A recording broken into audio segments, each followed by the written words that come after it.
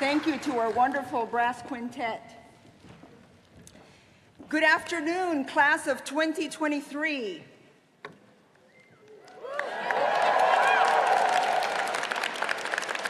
All right, so I know you've had a very busy week and are probably feeling a bit tired, but let's try that again.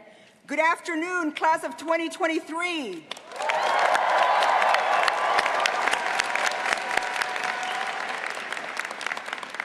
It is my pleasure to welcome you to Ball State University and to our freshman convocation.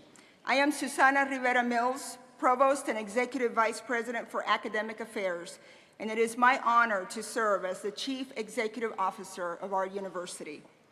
This afternoon, many of my faculty and administrative colleagues, as well as representatives of the Student Government Association, are participating in this ceremony because we are committed to your success.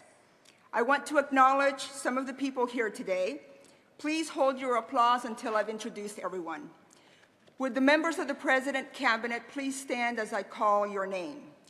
These are members of the President's Cabinet, and as Vice Presidents to President Mearns, help him run the university.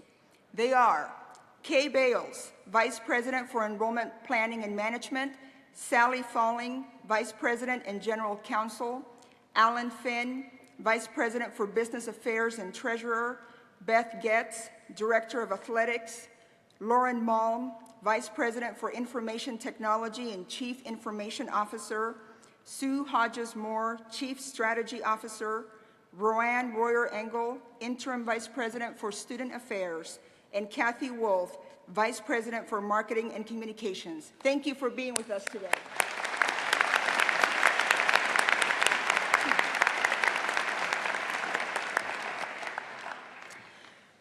Would the Vice Provost, Associate Provost, Deans, and Associate Deans please stand?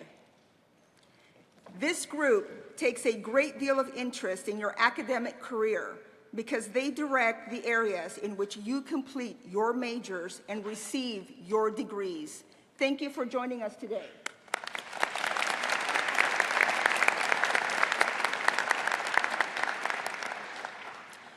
Now I would like to ask that all other faculty members and members of the other administrative areas rise so that we can recognize you.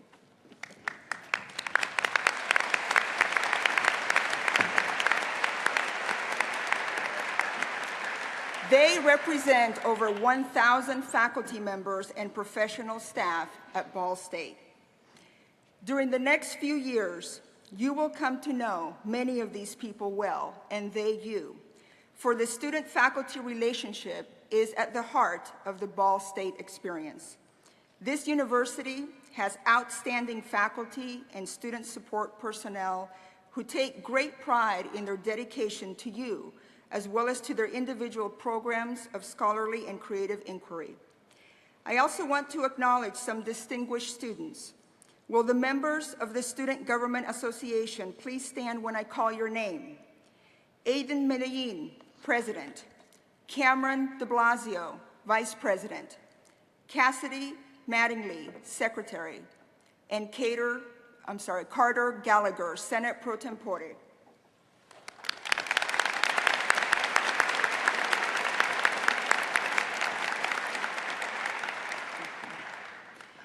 These members of SGA were once sitting where you are, but they have chosen to be active members of student government and many other student organizations.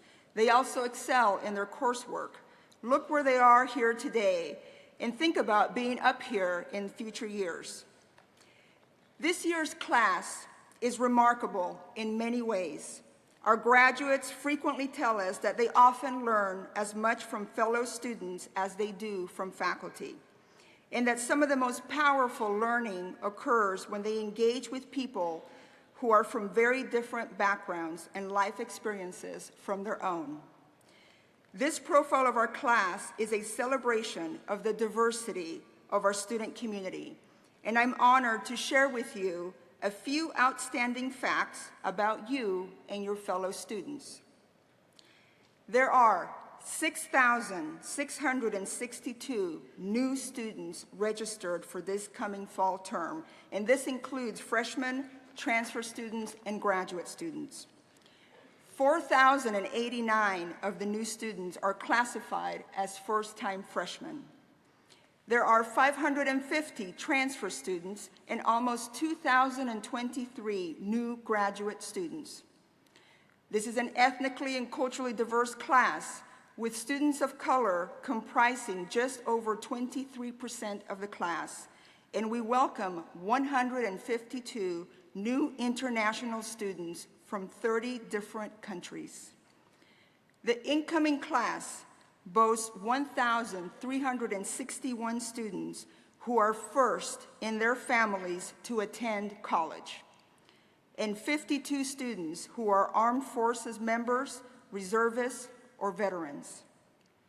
Among the incoming freshmen, 3,639 are from Indiana, with 91 of 92 counties represented. A little over 11% of you are from outside Indiana.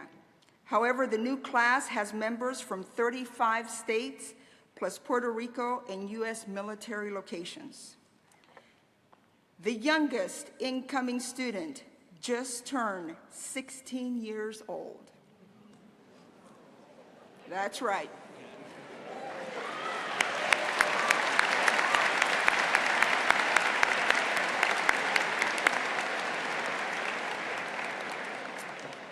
And the oldest, or most chronologically seasoned, is 71 years of age.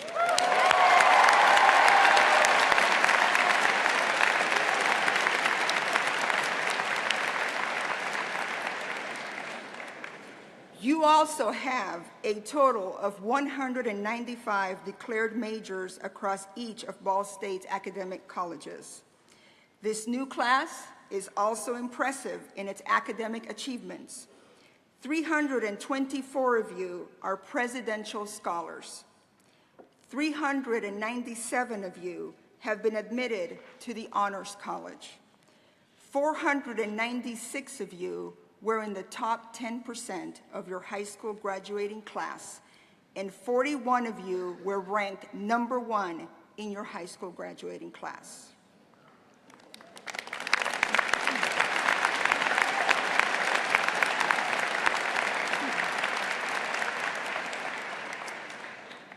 These demographics are not just numbers for me. They represent experiences that I can personally relate to, as many would have described me as a student when I was in college.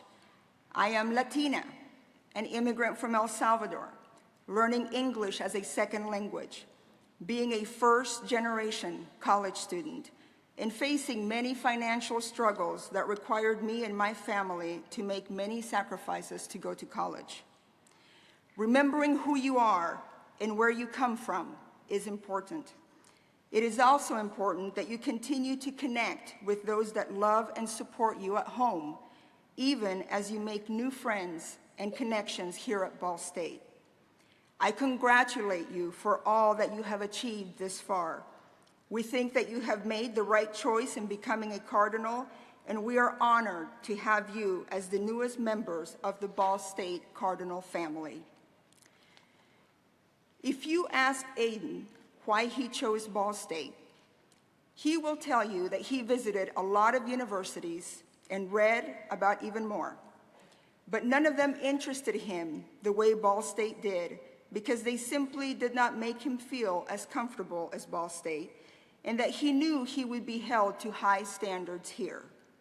Originally from Avon, Indiana, Aiden is a political science major with military science and history minors. Please give a warm welcome to Aiden Medellin.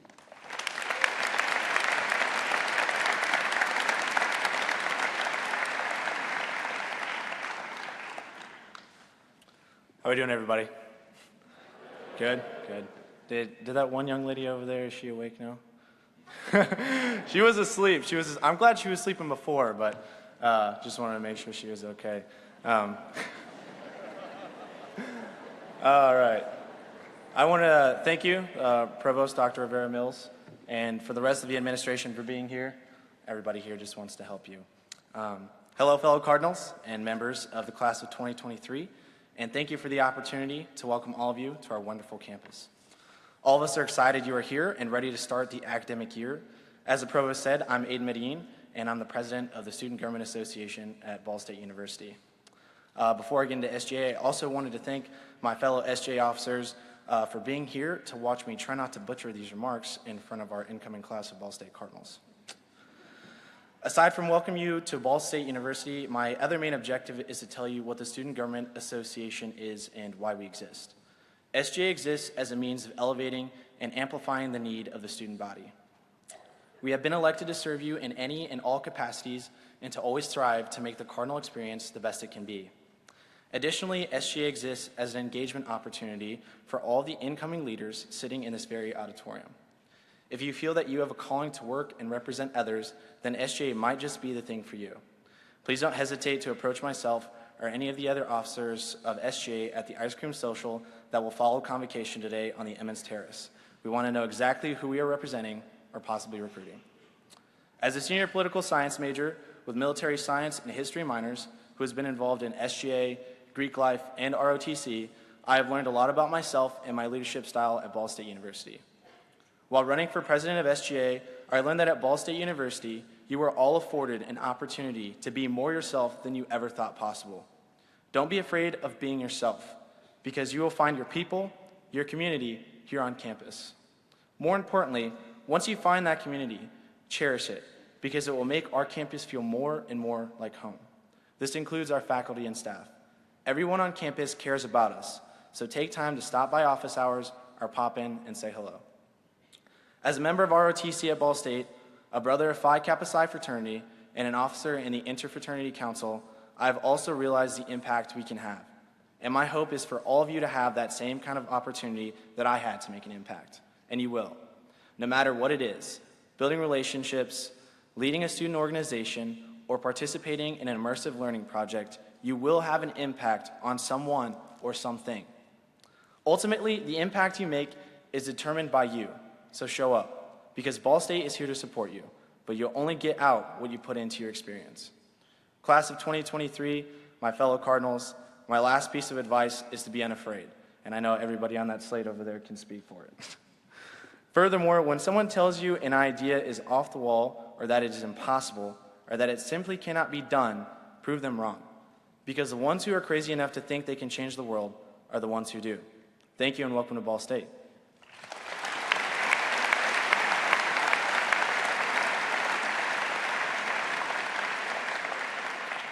Now, please stand with me and let us recite the Beneficence Pledge together. The Beneficence Pledge can be found on the inside of your guys' program. I'll give you a second. Stretch it out. Let's make sure everybody is not asleep.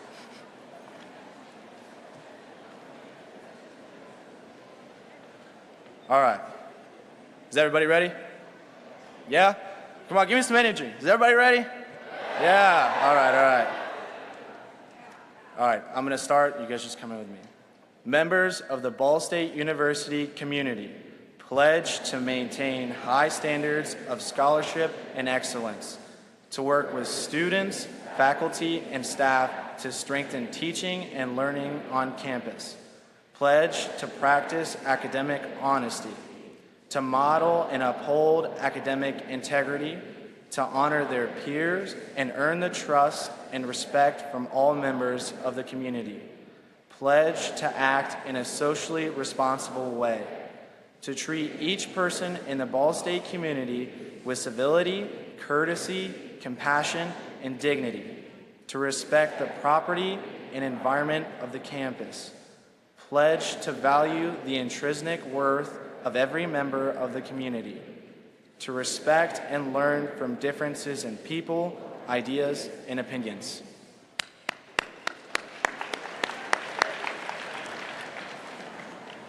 This stuff out of here.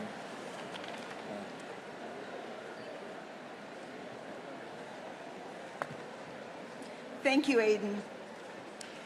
Now, as I said before, I know you've had a very busy week, and I know that you have other events yet this afternoon. But we thought you might like to see a bit of your week so far.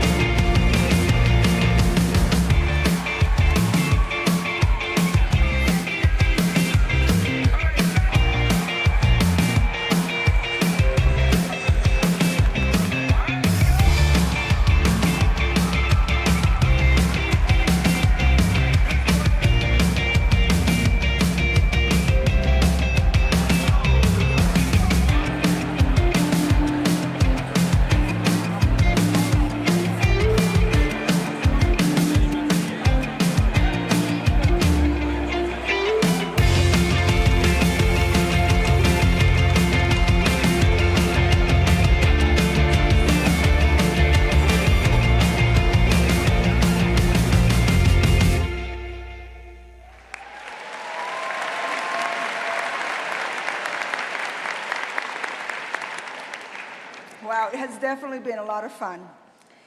Now, some of you have met President Mearns during Welcome Week, picnics, or move-in. All of you had a chance to hear from him at the Introduction to Athletics. But because you won't have the opportunity to work with him quite as much as you will your faculty members, let me take a moment to tell you about your university president. President Mearns has a distinguished vita. He earned his undergraduate degree in English from Yale University, where he told me his favorite class was American detective fiction.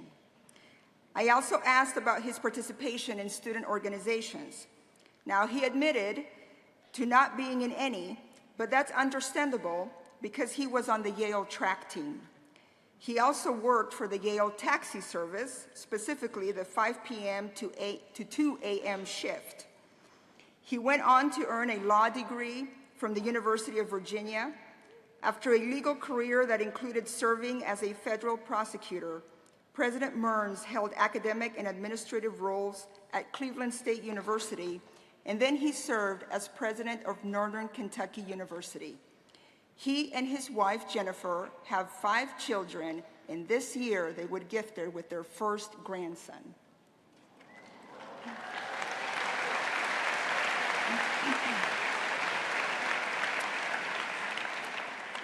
After joining our university in May 2017, President Mearns helped to develop a new strategic plan.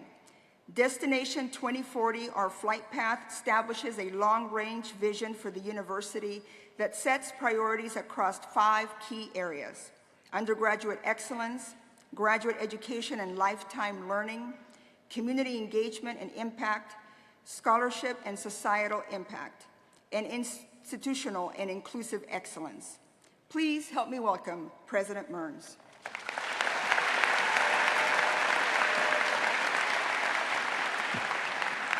So good afternoon, ladies and gentlemen. It is a privilege today and every day to serve as the president here at Ball State University, and it's my honor to join my colleagues in welcoming you, the class of 2023. Welcome to Ball State University.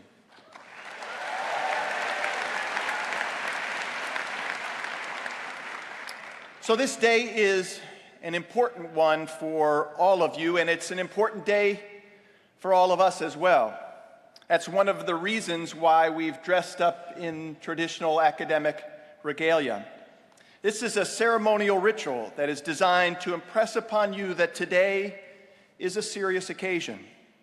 We're going to have an enjoyable experience, but there's also an opportunity for us to speak about the importance of your academic experience. You're about to embark on a journey, a quest for knowledge and for greater understanding of the human condition. It is a quest for truth. Another reason that we put on these robes, and some of my colleagues are wearing those unusual hats, it's to remind us of our obligation to educate and to inspire you. And we take this responsibility very seriously. The next time that you will see us dressed up in academic regalia will be at your commencement, when we have the opportunity to hand you the diploma that you will have earned through your hard work and your determination. And that goal is what I want to talk to you about for just a few minutes this afternoon. And I want to make just 3 points. First, you've been admitted to our university because we are confident that you have the ability to succeed here. You have the intelligence and the drive to graduate on time in 4 years. And the faculty and the staff at our university, we are committed to helping you achieve this goal. Simply put, that is why we are here. Second point, on your path from orientation to commencement, you're going to have many opportunities to help other students succeed. And I encourage you to embrace this opportunity. It's not a burden, it's a blessing. And the third point is, I think that too often in our culture, we equate success with titles or high-profile achievements. But that is not the philosophy, that is not the culture at our university. We believe that servant leadership is about investing your time and your talents to enable and to empower the success of other people. Our mission is to prepare you to have a fulfilling career and to lead a meaningful life. And our measure of success is defined in a deeper, broader, and more enduring way. And I want to tell you a story that illustrates these last 2 points. Just a few short weeks ago, the world celebrated the 50th anniversary of the Apollo 11 moon landing. On July 24, 1969, astronauts Neil Armstrong and Buzz Aldrin made history by becoming the first people to walk on the lunar surface. Armstrong marked the occasion with his now famous words, "That's one small step for man, one giant leap for mankind." As a young boy, I watched Armstrong take those first steps on the moon on a grainy little black and white television set in our living room at home. And I was too young to understand the countless hours of hard work required of those brave men, not to mention the sacrifices they made or the extraordinary risks that they faced. But the memory of that day, the awe that I felt watching history happen in front of me, has endured to this moment. Today, the photos from the Apollo 11 voyage, including the photo that's on the screen behind me, those photos are considered some of the most iconic images of all time. When Neil Armstrong, Buzz Aldrin, and Michael Collins returned to Earth, they became instant celebrities. They embarked on a worldwide celebration that included a tour of 25 foreign countries. They met prime ministers and the Queen of England. They achieved a kind of fame that earned them recognition in the history books. They are undoubtedly brave American heroes, but so were the men who came before them, the crew members of Apollo 10. The astronauts who 2 months prior to the Apollo 11 mission launched what amounted to a dress rehearsal to the moon. And just this past summer, I read an article about these 3 men in the New York Times. The article was titled, "Why Apollo 10 Stopped Just 47,000 Feet from the Moon." It told the story about how Thomas Stafford, John Young, and Eugene Cernan were aboard Apollo 10 on May 18, 1969, when their spacecraft blasted off from Earth.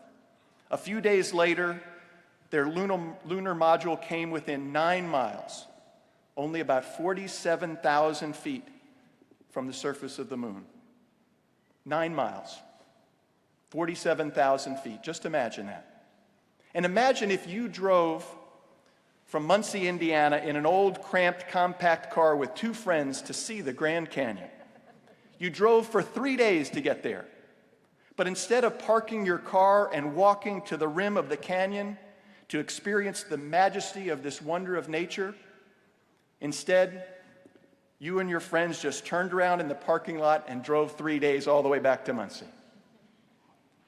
Imagine that you'd probably be a little bit disappointed, right? And I suspect that's just how the Apollo 10 astronauts felt that day more than 50 years ago. They were so close. In fact, that's exactly how Commander Stafford described it. In the article I mentioned, Commander Stafford is quoted as relaying the following words back to Mission Control on Earth. "It looks like we're getting so close. All you have to do is put your tail hook down and we're there." So close. So close, but also so far away. Gene Cernan, who was the lunar pilot on Apollo 10, had this to say about the crew's remarkable view. "We are close, babe. This is like it." Of course, these men knew that it was not in the cars, that it was not in the stars for them. They weren't going to land on the moon because it wasn't their mission to do so. As much as they may have wanted that historic distinction, that wasn't their role. The mission of the Apollo 10 astronauts was to collect valuable data, and their mission was to ensure that in a few short weeks, their colleagues aboard Apollo 11, that their colleagues would be the ones making history because of their teamwork, because of their support, because of their selfless sacrifice. And that's exactly what the crew of Apollo 10 did, returning safely to Earth on May 26, 1969. Now, perhaps some of you are wondering why I shared this story, and it's because at some point over the next 4 years, some of the students in this auditorium, some of the other students on our campus, they'll need your help. And you will be faced with a choice. You'll be faced with a choice. Do I ignore their needs so that you can focus on your own personal goal? Or do you provide them with support, with some assistance, and with some encouragement? And so what I have to say to you is, on the way to your personal goals here at Ball State and during the rest of your lives, what choice will you make? And I want to offer this advice. The decision to help another student doesn't compromise your ability to succeed and to graduate. To the contrary, we know that it will increase your chances of success. I believe it will ensure your success. Because helping and serving others in life, it's not a burden. It's a blessing. It's a blessing to you. Because helping and serving others as you make your way from orientation to commencement, I encourage you to say to your classmates, let's take this journey. Let's take this journey together. And I share this story also to remind you that there is a role for each one of us in this life. For the crew members of Apollo 10, it was to prepare the men of Apollo 11. And while those men never earned the fame of Neil Armstrong and Buzz Aldrin, nor the distinction of being the first people to walk on the moon, two of them went on to become people who actually sat and drove on the moon. In April 1972, John Young served as the commander of Apollo 16. He spent 70 hours on the moon, collecting more than 200 pounds of soil and rocks to bring back to Earth. In December of that same year, Eugene Cernan walked on the moon as a crew member of Apollo 17, the final mission of NASA's Apollo program. So I wonder, while they were aboard Apollo 10, did they know that they would get another chance at the moon? And that when they did, they'd not only touch down, but that they would drive vehicles across its surface? My guess is that they couldn't have known. Yet the ultimate outcome of their careers in subsequent Apollo missions doesn't diminish the accomplishments of their mission as the crew members of Apollo 10. If anything, I think it makes their stories that much more extraordinary.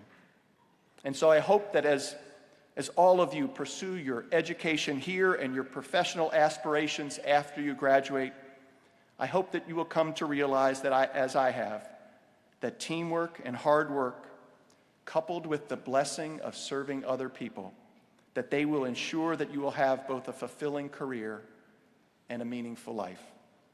Please share your good fortune with others who need you. Good luck. Thank you very much.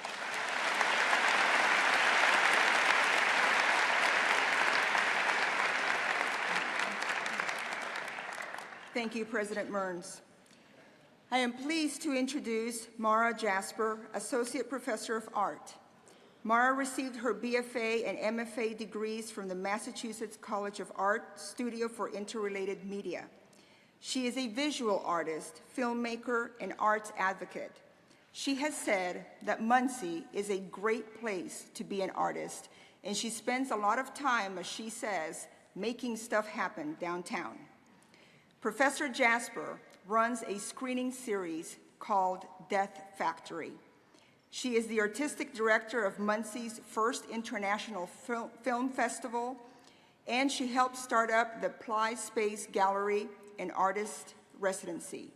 She's also a former punk rocker from the early 80s.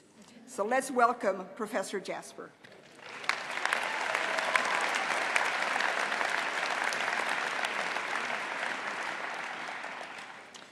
Thank you, President Mearns and Provost Rivera-Mills, for inviting me to speak today. And a huge welcome to all of you, the class of 2023. Welcome to Ball State, and welcome to the city of Muncie.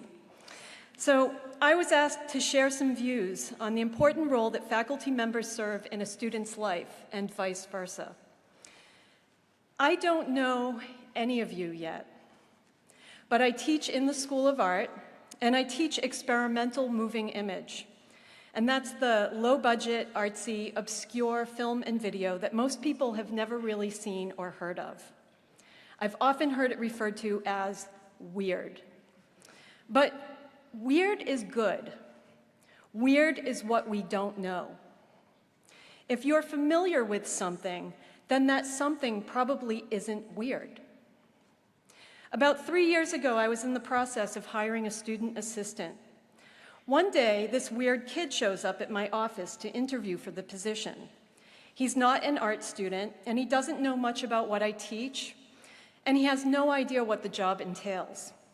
We talk for a few minutes, and then he asks me if I'm a fan of this obscure punk rock band, The Fall. And he had noticed a poster of the lead singer, Mark E. Smith, hanging up in my office. And he looks shocked. And frankly, I'm shocked that he knows who Mark E. Smith is. In one moment, I knew that this kid was probably right for the job. I thanked him, and I said, I'll have a decision soon. A couple of hours later, I get an email. Dear Mrs. Jasper, thank you for meeting with me today. It was nice to see the studio and get to talk about Mark E. Smith. I look forward to hearing back from you. Mike. At that moment, I was a bit aghast because Mrs. Jasper is my mother. And once I recovered from the initial shock, I composed myself and I wrote back. Dear Mike, I enjoyed talking to you too and think that you would be a good fit as long as you don't refer to me as Mrs. ever again. I can see that you're being polite. However, be careful when using gendered honorifics.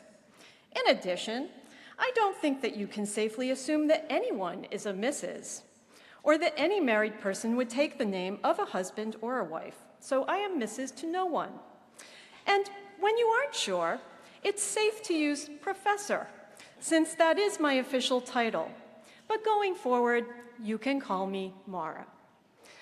An hour passes, and I get another email. Dear Mara, I'm so sorry about the Mrs. situation. I don't ever want to come off as sexist, misogynistic, rude, etc. I was trying to be polite. It was a mistake, and it won't happen again. Death to patriarchy. Mike. So, I worked with Mike for 3 years, and he started taking my classes. And during that time, I introduced him to loads of books and films, and he introduced me to loads of new music. He became friends with all of the art students. In fact, they all thought that he was an art major. Without majoring in art, he became a student of art. He started volunteering downtown with the Muncie Arts and Culture Council, setting up art exhibitions, and he became an integral part of our cultural community. Mike graduated in 2008, and a week after graduation, I found this note under my office door. And I'm going to radically paraphrase this with his permission. Dear Maura, this is not a goodbye letter. Thank you for allowing me to have this job and for exposing me to a world that I will never likely leave. When I first started working here, I had so many problems fitting in. Most of the other students thought I was some kind of weird idiot for the things I liked, and I felt like I had to conform to be taken seriously by my peers. That all changed when I started to hang out in the video lab. Looking back, it was the point where everything started to click. My taste in music, my taste in art, they began to make sense as something that went hand in hand. I'm sad that it has to end, but I will take these skills and this mentality with me wherever I go. So then he talks to me about one of his friends, and he says, she thanked me for encouraging her to go to an art event downtown because she had never gotten off campus. And she wouldn't have gone, except that I kept bugging her to go, and I realized that one of the only reasons that I started to go off campus myself is because of your encouragement. And what I'm trying to say is that the things that I've learned have not just impacted me, but other people too, and I think that is super exciting. So this letter seems corny, but I can't think of another way to say this. Thank you for your mentorship and encouraging me to be who I am. My collegiate experience wouldn't have gone as well as it had if it weren't for all of this. I feel like I got to be an art student. I feel like an artist. Death to patriarchy, Mike. Now, Mike is now living and working in New York City, and he's working for the leading distributor for video art in the world. And what you don't see in this letter is how grateful that I was to Mike. His conversations and the exchanges that we had were two ways. I was always learning from him as well. His official major was TCOM, but his unofficial major was art. But these combined skill sets are what truly prepared him for his current work. So yesterday I called Mike and I asked him, Mike, what do you think incoming freshmen should know? And he said this: take the weird classes. They will make you well-rounded. Weird is good. It means that you are learning something. If things are never weird, you're missing out. And I will leave you with this. Your professors are weird. And yes, so are you. But weird is good. It is what we don't know. And we are all here together to move towards those things that we do not know. Talk to your professors, because we want to get to know you. You are the reason that I come into work every single day. You are the reason that I'm standing here on a Sunday when I still have a syllabus to write. Now, I don't know any of you yet, but it's very likely that I may know some of you for the rest of my life. And I will say to all of you what I said to Mike. If you want to have a conversation, you can find me in AJ 315. Just knock on the door or leave a note. But just please don't address me as Mrs. And with that, I hope you have a very weird and very wonderful first semester at Ball State. Thank you.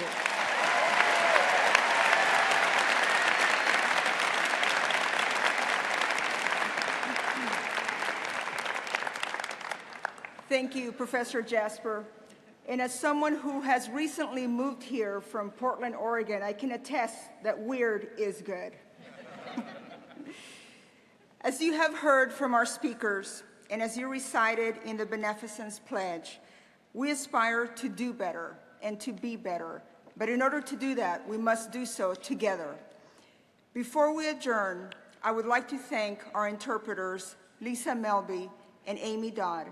I also want to thank our wonderful musicians, please. Brandon Holloway, Kieran McNamara, Justin Phillips, Dylan Rees, and Brody Watkins. Thank you so much, everybody.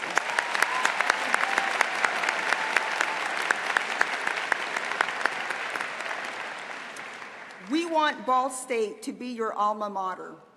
Alma mater is a symbolic Latin phrase for a university or college, especially the university that an individual has attended. It is also a song associated with a school, not to be confused with the flight song, which I know you learned Thursday. Alma mater literally means nurturing mother. And various translations for the phrase suggest that a school provides intellectual nourishment to its students. I have every confidence that you will receive such nourishment in the weeks and months to come, and that your intellectual curiosity will be well fed. As such, it is appropriate that we sing our alma mater at academic events. I ask that you please stand and join Catherine Wilhelm, a senior voice performance major, in the singing of the alma mater, and you will find it printed in your program. Also, a couple quick instructions. Please remain at your seats until the platform party and faculty have recessed, and join us for ice cream right outside in the plaza. We wish you the very best for a successful career, and welcome to the Cardinal family.